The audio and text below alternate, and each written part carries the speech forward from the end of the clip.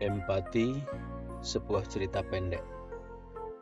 Siang yang panas, mentari tepat di atas ubun-ubun. Tak ada selembar pun awan menghalanginya. Daun mauni dan daun sengon telah meranggas, menyisakan ranting-ranting kering yang mengesankan kegersangan. Daun-daun kering yang telah gugur, beterbangan bersama debu ditiup angin hangat.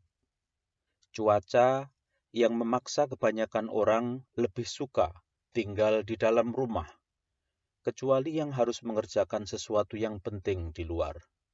Cuaca yang seakan membantu semua orang mentaati PPKM level 4. Jangkung yang sebenarnya ingin di rumah saja, terpaksa keluar sebentar karena diminta ibunya membeli bumbu masak di warung ujung kampung. Tawarannya untuk menunda beberapa saat setelah matahari agak condong ke barat dengan sendirinya gagal, karena ancaman ibunya yang tidak akan memasak kalau tidak dibelikan bumbu sekarang juga.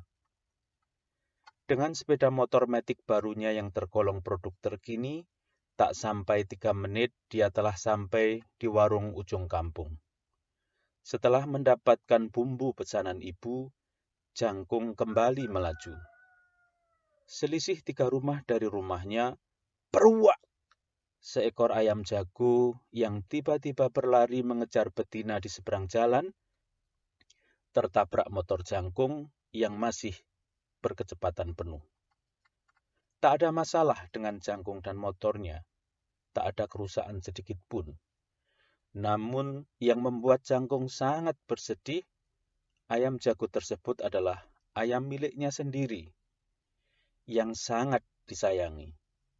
Saking kerasnya benturan, ayam itu tak bernafas lagi setelah beberapa saat menggelepar-gelepar seperti ikan yang terdampar di pasir tak berair. Jangkung tak tega berlama-lama memandangi ayamnya yang masih berlumuran darah. Tanpa pikir panjang, diambilnya ayam itu, dilemparnya ke kebun kosong yang agak jauh menjorok dari jalan raya. Pandangannya diputar hingga 360 derajat. Tak nampak seorang pun di sekelilingnya. Meskipun itu ayam miliknya sendiri, dia berharap tak ada seorang pun yang tahu bahwa dia membuang bangkai ayam itu di kebun orang. Sesampai di rumah, Jangkung tak mampu menyembunyikan perasaannya.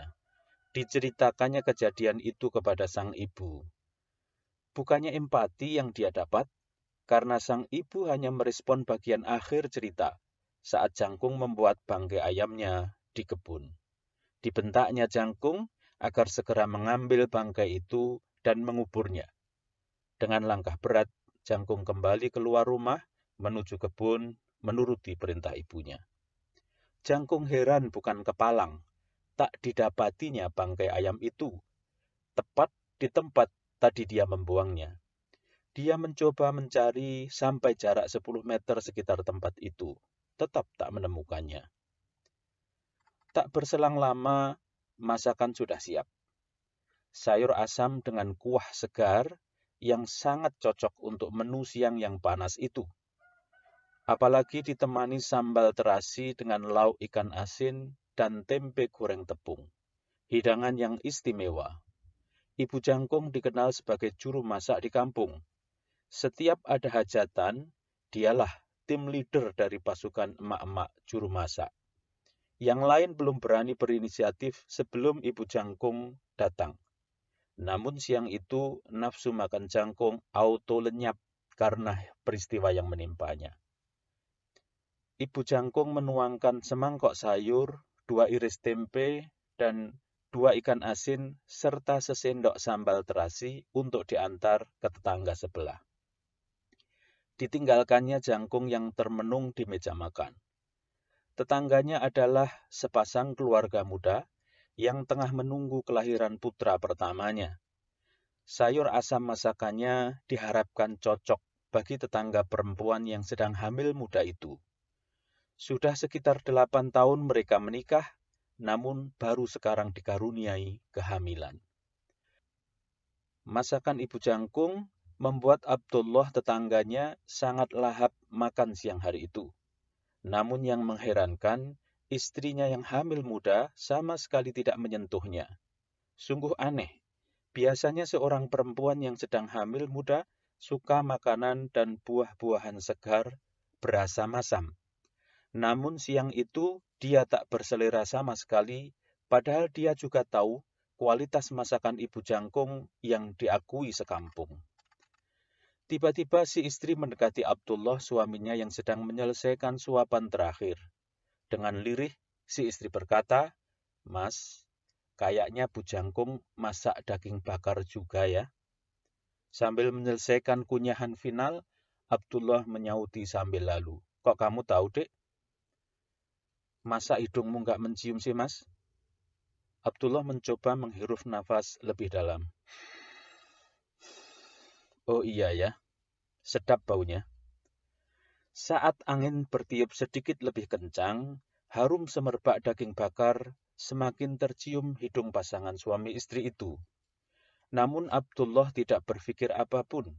Dia tak memandang wajah istrinya yang sebenarnya sangat serius menanggapi aroma masakan itu. Dia baru tahu saat istrinya masih melanjutkan bicara tentang aroma itu. "Tolong deh mas, kamu ke Bu Jangkung sebentar ya." "Lah memang mengapa, Dik?" "Tolong mintakan sedikit saja daging bakar itu." Apa? Minta? Janganlah, Dek," ungkap Abdullah yang tidak menyangka sama sekali istrinya bakal sejauh itu. Selama ini, sedekah adalah amal yang selalu diingatkan istrinya kepadanya untuk dilakukan setiap subuh. Dan setiap mendapatkan rizki, Abdullah dan istrinya senantiasa menyisihkan sebagian untuk orang tua mereka dan kerabatnya di desa. Dan meminta-minta kepada orang lain adalah hal yang mereka hindari, walaupun sedang membutuhkan sesuatu. Karena keyakinan mereka, cukuplah kepada Allah, Tuhan yang Maha Kaya, tempat meminta. Dan alhamdulillah, selama ini mereka senantiasa berkecukupan, walaupun tidak tergolong kaya. Sambil kaget itulah Abdullah baru memandang wajah istrinya, yang ternyata sangat serius dan tidak ada tanda-tanda menyurutkan permintaannya, walaupun tanpa kata-kata lagi. "Kalau pengen daging bakar, tak belikan sekarang di dekat pasar, Dek. Paling lama setengah jam insya Allah," kata Abdullah dengan mimik serius. Istrinya hanya diam, menggelengkan kepala tanda tidak sepakat, dan tidak merubah sorot mata permintaannya. "Mosok saya harus minta ke Bu Jangkung, Dek? Malulah, Dek. Sudah diantari makanan lengkap kayak gini, mosok datang minta-minta lagi." Abdullah makin serius. Istrinya tetap tak mengatakan apapun, hanya mengangguk-angguk pelan sambil mengusap perutnya yang membesar. Terdiam sejenak, Abdullah sambil kebingungan berkata dalam hatinya, "Aneh betul istriku hari ini. Inikah yang namanya ngidam? Inikah permintaan jabang bayi dalam rahim, yang kalau tidak dituruti, konon berakibat tidak baik." Dengan berat dan lemas, Abdullah beranjak dari kursinya menuju pintu keluar. Di serambi rumahnya, Abdullah terhenti sejenak. Inilah untuk pertama kalinya dia harus meminta sesuatu kepada orang lain. Sesuatu yang sebenarnya juga sangat sepele. Bisa dibeli dengan mudah. Uang juga ada. Tetapi mau tidak mau dia harus melakukannya. Selang beberapa menit, dengan muka merah menahan malu, Abdullah kembali memasuki rumahnya tanpa membawa sesuatu pun. Istrinya sudah menunggu dan langsung mempertanyakan dengan raut muka dan gerak tangannya tanpa kata-kata. "Ya Allah, Dek, betapa malunya aku," kata Abdullah.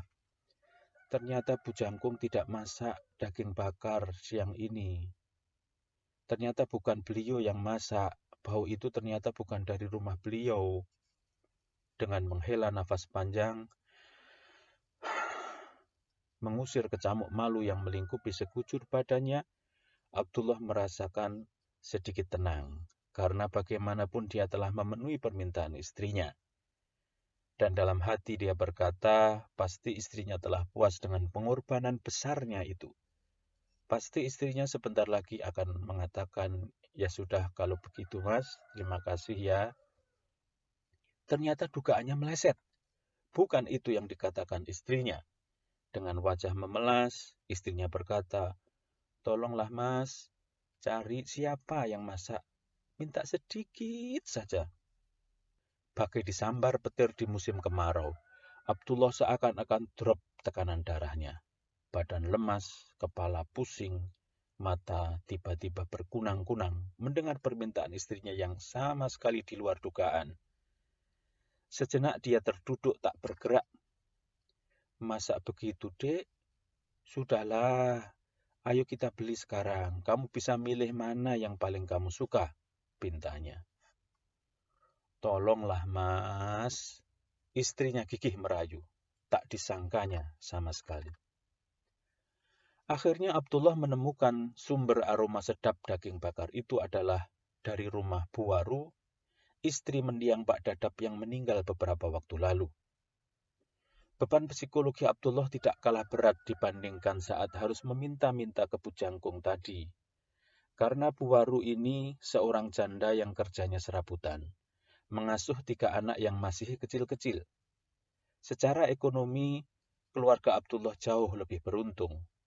Namun kali ini dia harus meminta sesuatu kepadanya. Walaupun hanya sedikit sebagai syarat memenuhi permintaan istrinya. Setelah dengan sangat hati-hati, sambil menahan malu, Abdullah menceritakan tentang istrinya yang sedang hamil muda, tentang aroma daging bakar, dan tentang permintaan aneh istrinya. Cerita yang mestinya sederhana namun menjadi agak muter-muter tidak runtut. Lalu dengan berat, Abdullah bertanya, apakah benar Buwaru yang sedang membakar daging? Dan apakah boleh meminta sedikit untuk memenuhi keinginan istrinya? Sambil Abdullah mencoba memunculkan pikiran logis di benaknya untuk menghibur dirinya sendiri. Pasti Buwaru yang sudah pernah 3 kali hamil ini memaklumi apa yang dilakukannya dan pasti dengan ringan memenuhi permintaan istrinya. Namun untuk kedua kalinya, di tengah musim kemarau itu Abdullah terasa seperti disambar petir lagi mendengar jawaban Buwaru. Betul, Pak Dullah, saya yang masak daging bakar. Mohon maaf ya kalau baunya mengganggu keluarga Pak Dullah, terutama Bu Dullah yang sedang hamil muda. Bukannya saya keberatan memberikan sedikit untuk Bu Dullah, tapi daging bakar ini hanya halal untuk saya dan anak-anak saya. Dan haram untuk keluarga Pak Dullah. Buwaru menjawab lirih sambil menunduk sama sekali tak menatap wajah Abdullah. Bagaimana maksudnya Buwaru? Abdullah sangat kaget dan penasaran. Buwaru diam saja, nampak sedang menahan isak tangis. Lalu menjawab dengan lebih lirih dari jawaban semula. Sejak kemarin pagi sampai siang ini, anak-anak belum makan apa-apa, Pak Dullah. Saya sudah berusaha, tapi belum mendapatkan sesuatu untuk dimakan. Mau hutang ke warung, saya malu sekali karena catatan hutang saya masih banyak di sana. Tadi saya melihat jangkung membuat bangkai ayam di kebun sebelah. Terpaksa saya ambil dan itu yang saya masak. Abdullah tidak berpikir panjang. Langsung menyaut, Buwaru, saya mohon pamit dulu ya. Tolong kalau daging bakarnya sudah masak, jangan dimakan dulu. Nunggu saya sebentar saja. Abdullah berlari masuk rumah, mengambil kunci motor, dan sama sekali tidak mempedulikan istrinya yang kembali menampilkan tanda tanya besar di wajahnya melihat suaminya pulang tanpa membawa sesuatu pun. Bahkan Abdullah langsung pergi tanpa pamit, hanya mengucap salam dan bilang mau keluar sebentar. Tak lama kemudian dia pulang membawa 2 bungkus ayam bakar utuh, 1 untuk istrinya dan satunya diantarkan ke rumah Puwaru bersama istrinya, sambil membawa sejumlah sembako dan selembar amplop coklat tebal berisi hasil tabungan selama 6 tahun yang sedianya dipakai biaya umroh berdua. Dengan uang itulah Puwaru bisa membayar semua hutangnya dan memulai usaha kecil penyambung hidup. Sambil mengusap perut istrinya yang sedang menikmati ayam bakar, Abdullah berujar, "Rupanya Allah mengilhamkan apa yang harus kita lakukan ya Dek melalui permintaan anak kita. Semoga kelak anak kita terlahir menjadi anak soleh yang musleh, menjadi pemimpin yang peduli pada kaum papa." Diadaptasi dari kisah Abdullah bin Mubarak oleh Yusuf Rohani.